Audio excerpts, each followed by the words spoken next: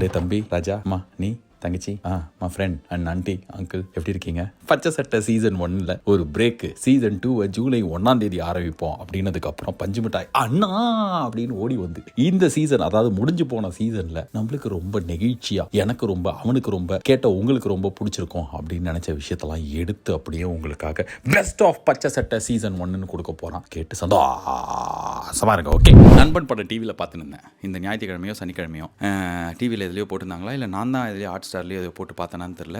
ஆனால் பார்த்துட்டு இருந்தேன்னா அப்போது அந்த ஸ்ரீகாந்த் அவங்க அப்பா கிட்ட கட்டி பிடிச்சி அழும்போது நானும் அழுதேன். ஹிந்திலேயும் எனக்கு அந்த சீன் அழுக வரும், தமிழ்லேயும் பயங்கரமாக அழுக வந்தது.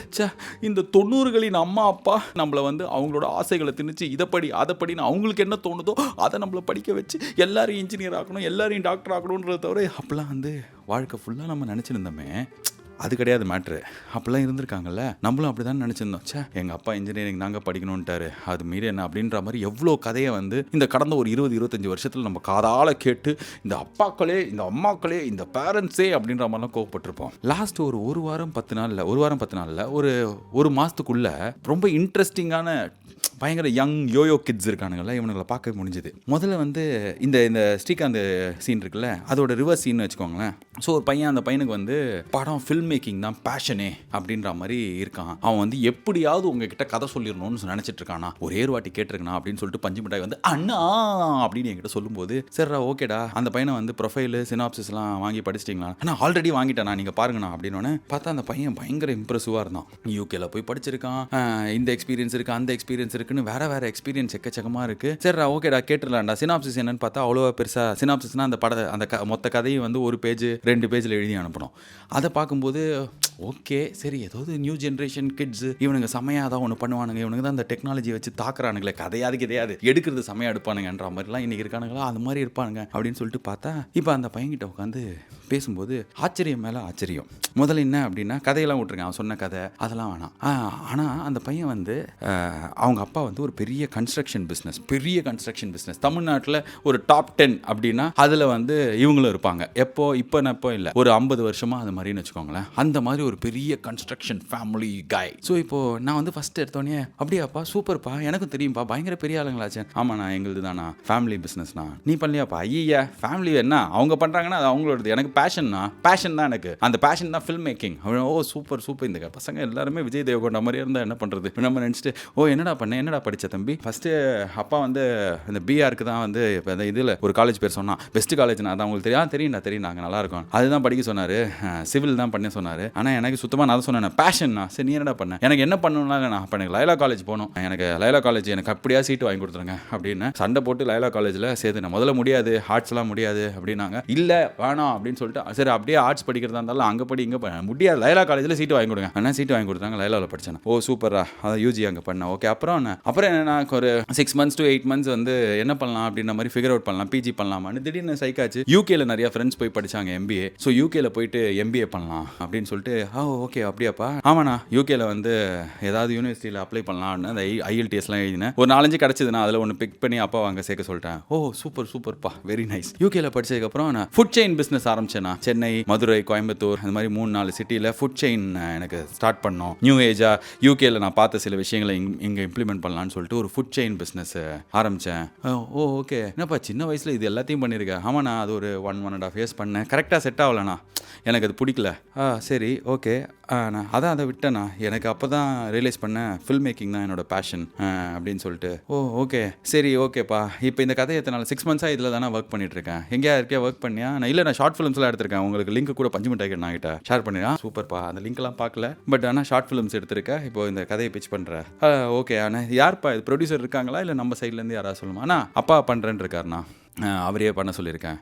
ஓகேப்பா அப்பாவே பண்ணுறேன்னு இருக்கார். ஆமாண்ணா ஃபஸ்ட்டு நம்ம வெளியில் போயிட்டு யார்கிட்டையும் நிற்க வேணாம், நம்மளே பண்ணிக்கிறது தான் கௌரவமாக இருக்கும். ஏன்னா இப்போ நம்ம போயிட்டு இதுக்கப்புறம் அவங்கள இம்ப்ரெஸ் பண்ணி, இப்போ ஒரு ஹீரோ ஓகே சொல்லணும், ஓகே அவர் ஓகே சொன்னாலும் ப்ரொடியூசருக்கு ஓகே சொல்லணும், அதுக்கப்புறம் 1000 கேள்வி கேட்பாங்க, ஃப்ரீடமே இருக்காதுண்ணா. எனக்கு ஃபுல் ஃப்ரீடமோட பண்ணணும், நினச்சது அப்போ தானே எடுக்க முடியும். ஸோ அதனால் வந்து அப்பாவே பண்ண சொல்லி கேட்டிருக்கேன், அவர் பண்ணுறேன்ட்டாரு. பண்ணும்போது முதல்ல இந்த கதையை கேட்கறதுக்கு முன்னாடி இதெல்லாம் அவன் யார் என்ன அப்படின்னு, அதுக்கப்புறம் கதையை கேட்டு எனக்கு கதையை எப்படி பிடிச்சது பிடிக்கல ஆக்சுவலாக நான் சொல்ல வேணாம்னு நினச்சேன். அது பிடிக்கலையா? இல்லையா, இன்னும் எதுவுமே இல்லையே இதில் அந்த ஃபீல் வந்தது. பட் ஆனால் இந்த பையன்கிட்ட பேசும்போது பா என்னம்மா இவன் இவ்வளோ விஷயம் பண்ணியிருக்கான்ற ஃபஸ்ட்டு ஆச்சரியம் தான் வந்தது. உண்மையிலேயே பயங்கரமாக எப்பாரு இது பண்ணியிருக்கான், அதை பண்ணியிருக்கான், ஃபுட் செயின் ஆரம்பிச்சிருக்கேன், இதுக்கு நடுவில் ஒரு விஷயம் பண்ணான், ஃபோட்டோகிராஃபி ஏதோ சொன்னான், அது மறந்துட்டேன். ஸோ இவ்வளோ விஷயம் பண்ண ஒரு பையன் இப்போ படம் அப்படி தான் இருந்தது. இந்த பையனை ஒரு பையனா இன்னும் 2 பசங்களை வந்து நைட்டு ஒரு 11-11:30 மணிக்கா இதே பஞ்சு மிட்டாய் அண்ணா உங்கள் கூட 2 பேர் ஃபோட்டோ எடுக்கணும்னு இந்த கமெண்ட்ரி வேர்ல்டு கப்புக்கு போகும்போது அங்கே உங்கள் கூட ஒரு 2 பேர் ஃபோட்டோ எடுக்கிறவங்க நான் வாங்கினா அப்படின்னா, டே என்னடா தூங்குற டைமில் மேட்சே இப்போ தான் முடிஞ்சு டயர்டாக வெறும் ஃபோட்டோ எடுத்து என் ரூமுக்கு வாங்கினா அவங்க இங்கே தானே இருக்காங்க அப்படின்னா, சரி பார்க்க போனால் ரொம்ப நல்ல பசங்களாக இருந்தாங்க 2 பேர். So cute boys and sweet boys அப்படி இருந்தாங்க 2 பேர். அவனுங்கிட்டே வந்து ஃபோட்டோ எடுத்துகிட்டு அப்பா என்னப்பா பண்ணுறீங்க அப்படின்னு பார்த்தா, இப்போ இவங்க 2 பேரும் வந்து அதாவது அவங்க அப்பா அம்மா வந்து அண்ணன் தம்பி அந்த மாதிரி பிரதர்ஸோட 2 பசங்க கசின்ஸ். இவங்க கசின்ஸ் 2 கசின்ஸ் இருக்காங்களே, இவங்க 2 பேரும் என்ன பண்ணாங்கன்னா, ஒரு பையன் சொன்னான் சும்மா தானா இருக்கேன் அப்படி சொன்னான். சும்மா தான் இருக்கியாப்பா, சூப்பர்ப்பா, சமஜாலி, எவ்வளோ நாள் ஆனா 3-4 இயர்ஸ் ஆனா, நான் எதாவது பண்ணணுன்னு இருக்கா தெரியல, நான் ஃபிகர் அவுட் பண்ணிட்டு இருக்கேன். நான் ஃபிகர் அவுட் பண்ணுறியாடா, சூப்பர்ரா.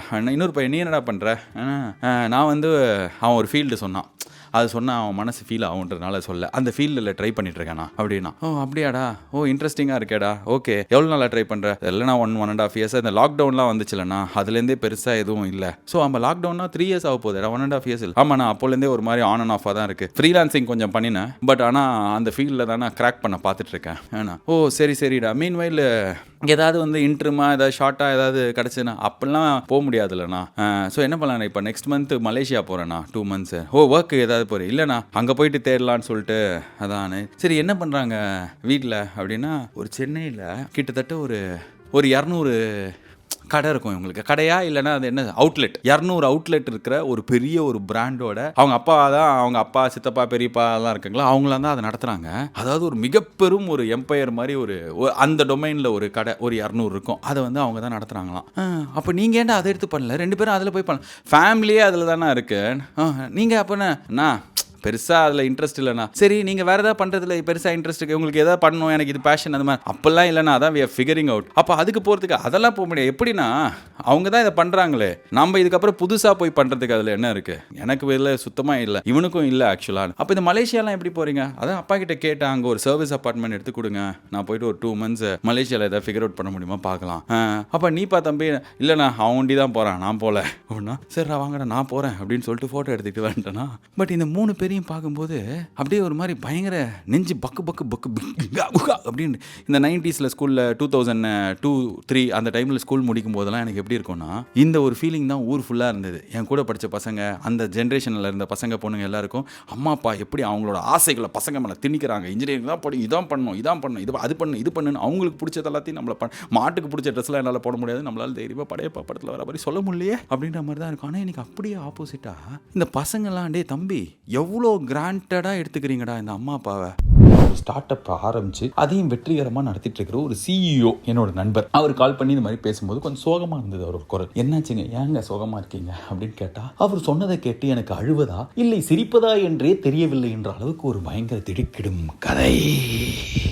என்ன தெரியுமா, இந்த ஃப்ரெண்டு சொன்னல, அவர் வந்து ரெகுலராக, அதாவது இந்த கம்பெனி ஆரம்பித்து ஒரு 5-6 இயர்ஸ் மேலேயே ஆகுது. இப்போ லாஸ்ட் ஒரு 2-3 வருஷமாகவே என்ன பண்ணுவார்னா, இதுக்கு போவார், கேம்பஸ் ரெக்ரூட்மெண்ட் அப்படின்னு சொல்லிட்டு அவரோட டீம் கிச்சாஸ்லாம் எடுத்துட்டு அவரோட ஆஃபீஸ்லேருந்து காலேஜில் போயிட்டு பசங்களை அப்படியே கொத்தா அப்படியே இந்த பையன் செம்ம டேலண்ட், இந்த பொண்ணு சூப்பர் அப்படின்ற மாதிரி யார் இருக்காங்களோ அவங்க அப்படியே அழுட்டு வருவாங்க. ஸோ இந்த மாதிரி வந்து அப்பப்போ ஏதாவது இன்ட்ரெஸ்டிங் கேண்டிடேட்டு அவர் இந்த மாதிரி பார்க்குறாரு, ஹையர் பண்ணியிருக்காங்க கம்பெனிலனா, அவங்கள பற்றி ரொம்ப புகழ்ந்து பயங்கர சந்தோஷமா, இப்படி ஒரு பையன் இருக்கா, இந்த பொண்ணு என்ன தெரியுமா, ஐயோ நீங்கள் பாலாஜி ஒரு வாட்டி வந்து பாருங்க பாலாஜி அப்படி சொல்லும்போது, என்ன ஒரு குரல் இவ்வளோ உணர்ச்சி இருக்கேன்னு சொல்லிட்டு யார் இவர் நம்மளுக்கே பார்க்கணும்னு தோணும் போல அது மாதிரி போய் பார்த்துருவேன். அந்த மாதிரி பெயர் மாற்றப்பட்டுள்ளது. ஓகே, நரேன்னு ஒரு பையனை வச்சுக்கோங்க. நரேன்னு ஒரு பையனை வந்து ஒரு எனக்கு தெரிஞ்சு எக்ஸாக்ட் டேட் அவர் நேற்று சொன்னார், பட் ஆனால் ஒரு வருஷம் முன்னாடின்னு வச்சுக்கோங்களேன், 14 மாதம் ஆகுது. நரேன்னு ஒரு பையனை இவர் கேம்பஸ் ரெக்ரூட்மெண்ட்டில் ஹையர் பண்ணி 14 மாதமா இல்லை அந்த பையன் முதல் நாள் வேலைக்கு போய் 14 மாதமானு தெரியாது. ஆனால் நேற்றுக்கு சொன்ன கணக்குப்படி 14 மாதம் முன்னாடி இந்த நரேன் இந்த ஆஃபீஸ்க்கு வந்தான். ஒரு இளம் வாலிபன், எவ்வளோ காலேஜ் பிஜி முடிச்சுட்டு அப்படியே உள்ள வரானா, அவ்வளோ இருக்கும், அவ்வளோ வயசு தானே இருக்கும். ஸோ இந்த பையன் உள்ளே வரும்போது அப்படியே ஒரு வாரம் 10 நாள் அந்த ஆஃபீஸே அல்லோல கொல்லோலப்படுது. ஐயோ யாரா இந்த பையன், செம்ம டேலண்ட் அப்படின்ற மாதிரி பயங்கரமாக இவரும் என்கிட்ட கான்ஸ்டன்ட்டாக அவனை பற்றி போயிருந்துட்டே இருப்பார். ஒரு வாட்டி நான் அந்த பையனையும் பார்த்தேன். ரொம்ப promising youngster, such a nice chap, what a intelligent fellow, what a presentation having அப்படின்ற மாதிரிலாம் இருக்கிற இந்த பையன் வந்து ஒரு 4-5 மாதம் வேலைக்கு சேரும்போது என்கிட்ட இது மாதிரி ஒரு வாட்டி புலம்பிருக்கார். என்ன புலம்பிருக்காருன்னா, பாலாஜி உங்களுக்கு அந்த நரேன் ஞாபகம் இருக்கா? இருக்கு. அந்த பயங்கர இன்டெலிஜென்ட்டாக ஒரு பையன் சொல்லியிருக்கீங்களா, அந்த பார்த்தோமே. ஆமாம் பாலாஜி, அவன் திடீர்னு குவிட் பண்ணுறேன்றான் அப்படின்னா. என்னங்க சொல்கிறீங்க, நீங்கள் தான் பயங்கர ப்ரில்லியன்ட்டு, இதுதான் அவனோட ஃபஸ்ட்டு ஜாபு, ஆஃபீஸ் அவனுக்கு ரொம்ப பிடிச்சிருக்கு, உங்களுக்கும் அவனை ரொம்ப பிடிச்சிருக்கு, நீங்கள் பெரிய ஃப்யூச்சர் இருக்குலாம் சொன்னீங்க, குவிட் பண்ண. ஆமாம் பாலாஜி. என்ன சொல்கிறீங்க, எதனால, என்னாச்சு? இல்லை, அவன் வீடு வந்து கோடம்பாக்கமில் இருக்கான் இப்போ.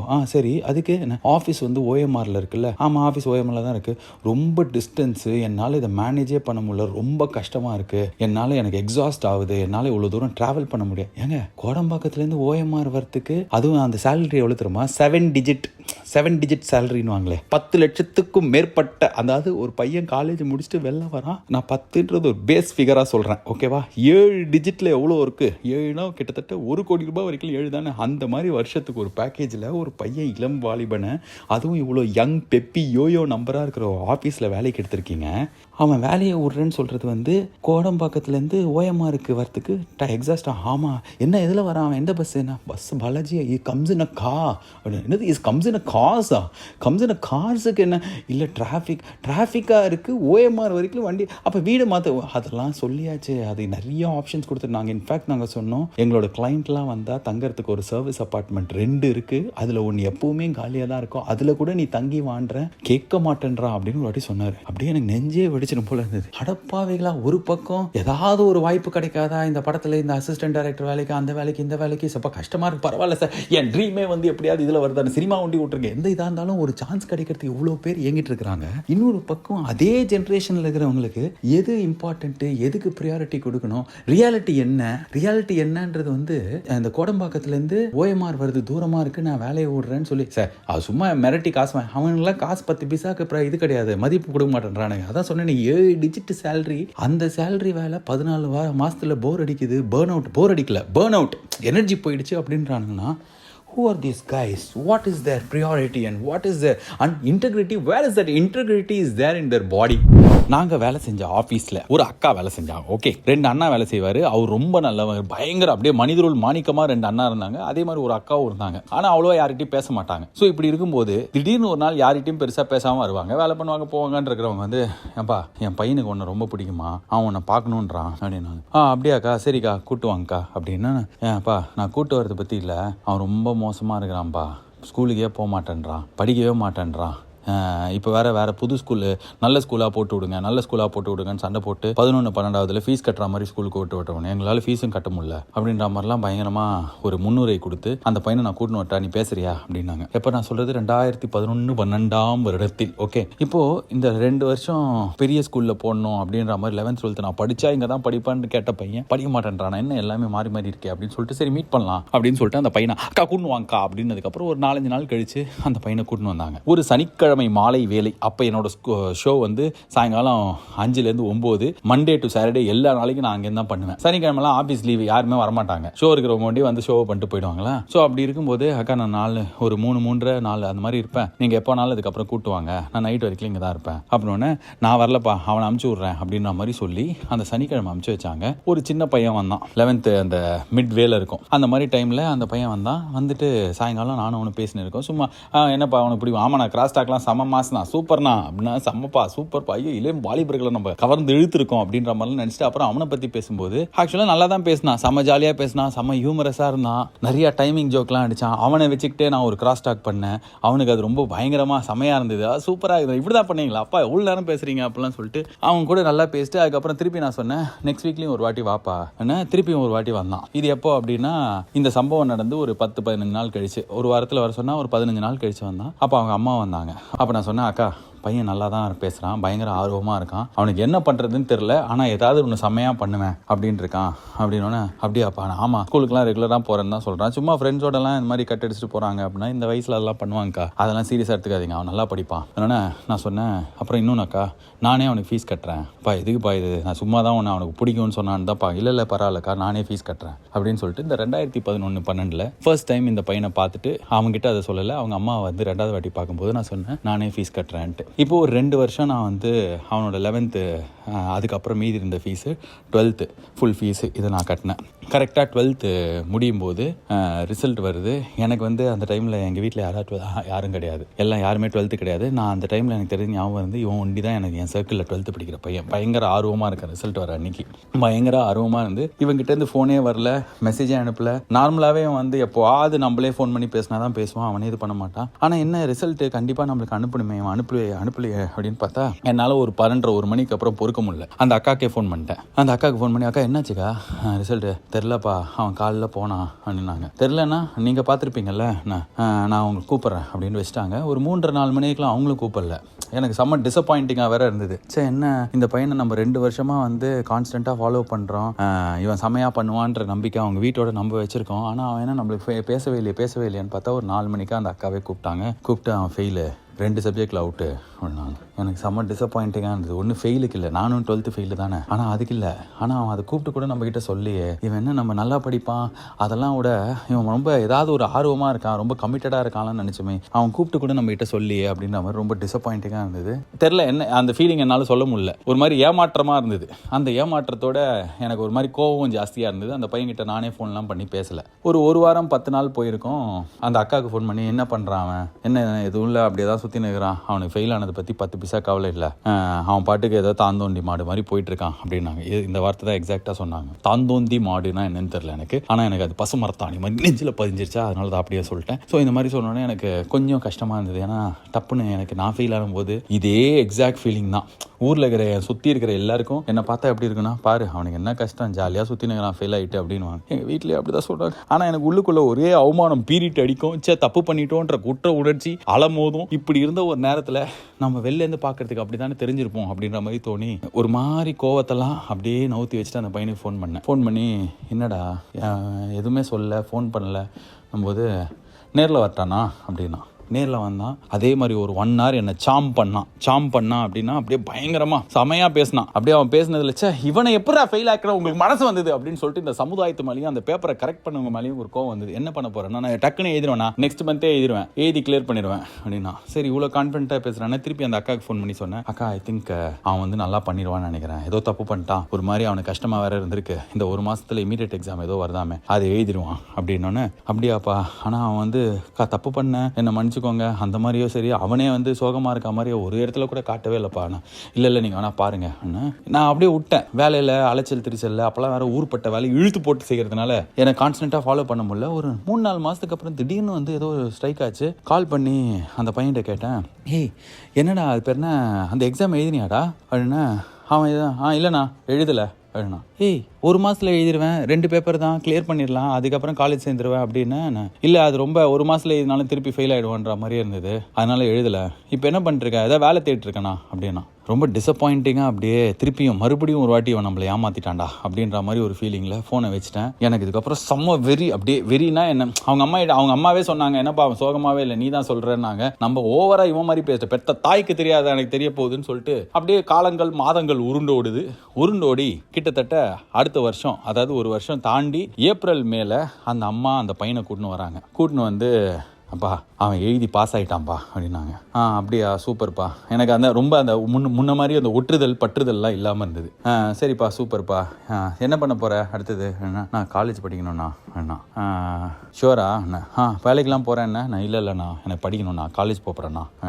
சரிப்பா ஆல் தி பெஸ்ட், நல்லா படி. அதான் போகிறான்றானே இப்போ பரவாயில்லையே, அவனே சொல்கிறான்ப்பா ஏதாவது நல்ல காலேஜாக பேசி ஒரு சீட்டு வாங்கி கொடுப்பா. அக்கா ஆல்ரெடி ரிசல்ட்டெல்லாம் வந்து எல்லாருமே காலேஜெல்லாம் இது பண்ணியிருப்பாங்க, ஆனால் நான் பார்க்குறேன்க்கா, நான் சொல்கிறேன், கேட்டு வேணா சொல்கிறேன், எனக்கு ஷோராக சொல்ல தெரிய முடியல, ஆனால் கேட்டு வேணா சொல்கிறேன் அப்படின்னு. இப்போ வந்து எனக்கு ஒரு டவுட்டு, இவனுக்கு நம்ம 2 வருஷம் ஃபீஸ் கட்டணும், ஃபெயில் ஆகிட்டான், அந்த ஃபெயில் ஆனதை கூட ஃபோன் பண்ணி சொல்ல, அதுக்கப்புறம் எக்ஸாம் எழுதுறேன்னா எழுதவே இல்லை, இப்போ 1 வருஷம் கழிச்சு திடீர்னு வந்து இது மாதிரி கேட்குறானே, இவன் கேட்டால் பரவாயில்ல, அந்த அக்கா வேற கேட்குறாங்களே, இது வைக்கலாம், அவங்க டேரெக்டாக வந்து இது பண்ணலாம் கேட்டதில்லை அப்படின்னு சொல்லிட்டு பயங்கரமாக சீரியஸாக எஃபர்ட் எடுக்கலாம் அப்படின்னு ஒரு பாயிண்டில் தோணுச்சு. நான் வந்து எஃபர்ட் எடுத்து அவனுக்கு காலேஜில் எலக்ட்ரானிக் சயின்ஸ் BES அப்படின்னு ஒரு கோர்ஸ் இருக்கும். BESனா எலக்ட்ரானிக் சயின்ஸ் ஒரு கோர்ஸில் நல்ல ஒரு டீசென்ட் ஒரு நல்ல காலேஜ், ஆக்சுவலாக டீசென்ட்டோட நல்ல காலேஜ், நான்லாம் படித்ததோடலாம் பயங்கரமான காலேஜ், அந்த மாதிரி ஒரு காலேஜில் சீட்டு கிடச்சிருச்சுன்னா ஓகே கண்டிப்பாக நீங்கள் இவ்வளோ சொல்கிறீங்க சூப்பர் அப்படிலாம் சொல்லிட்டு நானே ஃபீஸ் கட்டுறேன்னு சொல்லிட்டேன். சரி BES அதாவது BSc BA அந்த மாதிரி தானே, ஸோ அதனால் பெரிய அப்போ இருந்த ஃபினான்ஷியல் கண்டிஷனில் பெரிய பலுவாக இருக்காது, ஓகே நான் மேனேஜ் பண்ணி கட்டிடலாம் அப்படின்ற மாதிரி ஓகேன்னு சொல்லி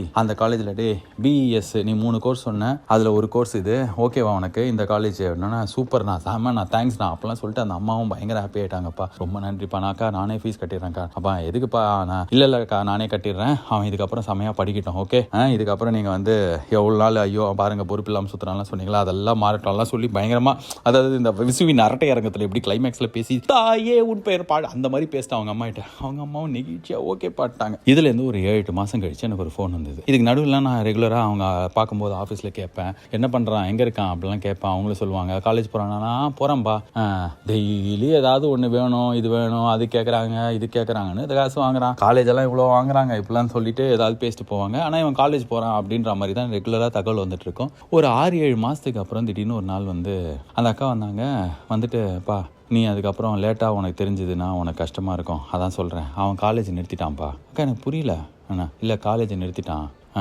வேலைக்கு போகிறானா, இல்லை எனக்கு சுத்தமாக அவன் தானே படிக்கணும்னா, அவன் தான் காலேஜ் போகணுன்னா, அதுக்கு தான் நம்ம பேசி வாங்கினோம். ஆமாப்பா உனக்கிட்ட சொல்கிறதுக்கு அவனுக்கு ரொம்ப கஷ்டமாக இருக்குது, வேலைக்கு போகிறான்றான்.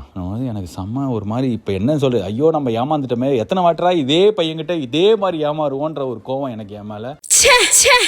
இதுலேருந்து ஒரு 1.5-2 வருஷம் கழிச்சு அவன் EAல ஏதோ ஒரு கடையில் வேலை செஞ்சுட்டு இருந்தான் அப்படின்னு அவங்க அம்மா சொன்னாங்க. நான் அதை இவனை பார்க்கக்கூடாதுன்ற மாதிரியே ஒவ்வொரு வாட்டி போகும்போது தோணும். 1.5-2 வருஷம் கழிச்சு இது மாதிரி ஏதோ EAல ஏதோ ஒரு படம் பார்க்கறதுக்காக ஈவினிங் ஷோவோ ஏதோ போகும்போது பார்த்தா இந்த பையனை நான் பார்த்துட்டேன். அவன் அங்கே இருக்கிற ஒரு ஷோரூமில் ஒரு மாதிரி இந்த ஃபார்மல்ஸ்லாம் போட்டு பயங்கரமாக சேல்ஸ் பாய் அது வேலையில் இருந்தான். அவன் பார்த்துட்டான், நான் எப்படின்னா இருக்கீங்க அப்படின்னா, நல்லா இருக்கேன்டா, எப்போ இருக்கேன், இங்கே தான் இருக்கியா வேலை பண்ண. அந்த கோவம் அவ்வளோ இல்லை, அதான் மறுநாளும் வந்து விட்டால் துன்பம் தேயும் தொடராதுன்ற மாதிரி அவ்வளோ கோவம்லாம் இல்லை. பார்க்கும்போது ஒரு மாதிரி ஹாப்பியாக இருந்தது. அவங்ககிட்ட கொஞ்சம் நேரம் பேசும்போது எப்படா இருக்குது வேலை நல்லா போகுதாடா அப்படின்னா, அப்படின்னேன். உடனே வந்து ஓகேண்ணா வேலைலாம் ஓகே தானா, எனக்கு பெருசாக இதில் எனக்கு கெரியர் இருக்க மாதிரி இல்லை தெரிலண்ணா. ஏன் இது அந்த வேலை எடுக்கும்போதே தெரியலையா அண்ணா? இல்லைண்ணா அப்போ எனக்கு வந்து சுத்தமாக படிப்பு அது எனக்கு பிடிக்கவே இல்லை அந்த கோர்ஸு எதுவுமே, அதான் எடுத்தேன். ஏன்னா இதில் வந்து சேல்ஸ்மேனாக இருந்தால் மேக்ஸிமம் ஸ்டோர் மேனேஜராக ஆக முடியும்ண்ணா. அதுக்கப்புறம் ஒரு கடையிலேருந்து இன்னொரு கடை, ஒரு கடையிலேருந்து அது மாதிரி தான் போகணும். சரி என்ன பண்ணலான்னு இருக்க? எனக்கு ஹேர் ஸ்டைலிஸ்ட் ஆகணும்னு ஒரு இன்ட்ரெஸ்ட் இருக்குண்ணா.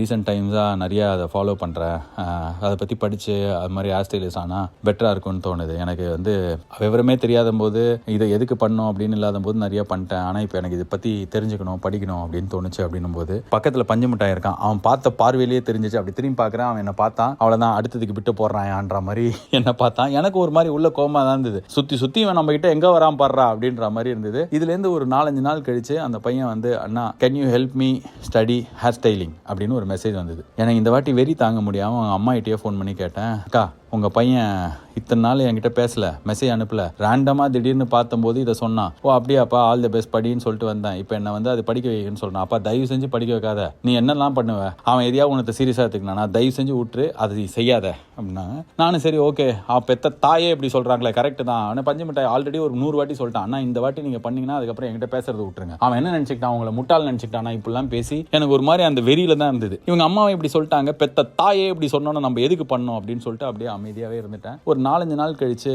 அண்ணா இட்ஸ் ஓகே, நீங்கள் இதை பண்ணலன்னா ஐ வில் அண்டர்ஸ்டாண்ட், நான் ஏற்கனவே நீங்கள் பண்ணதுக்கெலாம் வந்து உண்மையாக இல்லை, அதனால் வந்து நீங்கள் ப்ரெஷர் எடுத்துக்காதீங்க, ஐ எம் சாரி, நான் அதான் தப்பாக பேசிட்டேனா அப்படின்னு சொல்லிட்டு ஒரு மெசேஜ் வந்தது அந்த பையன்கிட்ட இருந்து. அந்த மெசேஜ் வந்ததுக்கப்புறம் எனக்கு ஒரு மாதிரி லைட்டாக நிறைய தாட்ஸுக்கு போயிடுச்சு. நிறைய பேர் லைஃப்பில் செகண்ட் சான்ஸ் கொடுத்துருக்காங்க. அது ரிலேஷன்ஷிப்பில் கல்யாணத்துக்கு அப்புறம் சின்ன வயசில் கல்யாணம் பண்ணதுனால எப்படி கரெக்டாக இருந்துக்கணும், ஒரு ஹஸ்பண்ட்னா யார், இல்லைனா ஒரு மேரிட் ரிலேஷன்ஷிப்பில் என்ன ஈக்குவேஷனில் இருக்கணும், என்னெல்லாம் தெரியாமல் நிறைய தப்பு பண்ணியிருக்கேன். ஆனால் நிறைய வாட்டி வாட்டி தப்பு பண்ணும்போதும் திருப்பி எனக்கு கொடுத்த சான்ஸ்னால தான் அப்பா நம்ம ஒரு நல்ல ஃபேமிலியோட ஹாப்பியாக இருக்குமே அப்படின்ற ஃபீலிங் வந்ததுக்கு எனக்கு அடுத்த செகண்ட் சான்ஸ் தான் காரணம். என் அம்மா கிட்ட, என்னோட தம்பி தங்கச்சி கிட்ட, என்னோட ஃப்ரெண்ட்ஸ் கிட்ட, நான் வேலை பண்ண இடத்துலன்னு சொல்லிட்டு எக்கச்சக்க வாட்டி நான் கரெக்டான வழியில் போகாத போது, நான் தப்பு பண்ணும்போது எனக்கு எல்லாருமே இன்னொரு சான்ஸ் கொடுத்துருக்காங்க. எனக்கு இந்த பையன் வந்து சரி அம்மா இப்படி சொல்கிறாங்க, பஞ்சமிட்டாய் இப்படி சொல்கிறாங்க, எல்லாருமே என்னை சுற்றி இப்படி சொல்லியிருக்காங்க. ஆனால் ஒரே ஒரு வாட்டி என்ன இப்போ மேக்ஸிமம் என்ன 40,000 போகுது அந்த கோர்ஸுக்கு. 40,000 போனால் ஓகே தான், இது நான் இன்னும் 100 வாட்டி 1000 வாட்டி லைஃப்பில் சம்பாதிப்பேன். அவன் என்னை ஏமாத்தணும்னு நினச்சானா ப்ராப்ளி தான் அவனோட கடைசி டோர் என்கிட்ட.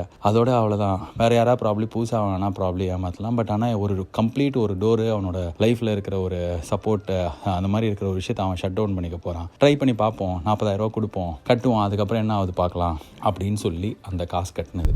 பஞ்சு மிட்டாய்க்கு ரொம்ப பிடிச்ச பெஸ்ட் ஆஃப் சீசன் 1 பச்சை சட்டை கேட்டோம். அடுத்த வாரமும் உங்களுக்காக இது மாதிரி ஒன்று அவனே எடுத்து வைப்பான். நான் ஜூலை 1 புது சீசனில் வந்து உங்களை பார்க்குற வைக்கலும் உங்களை நீங்கள் செம்மையாக பார்த்துக்கோங்க, பக்கத்தில் இருக்கவங்கள முடிஞ்சா பார்த்துக்கோங்க. Until I see you next time, this is Bala saying tada, bye-bye, and do take very good care of yourself. Tack and time.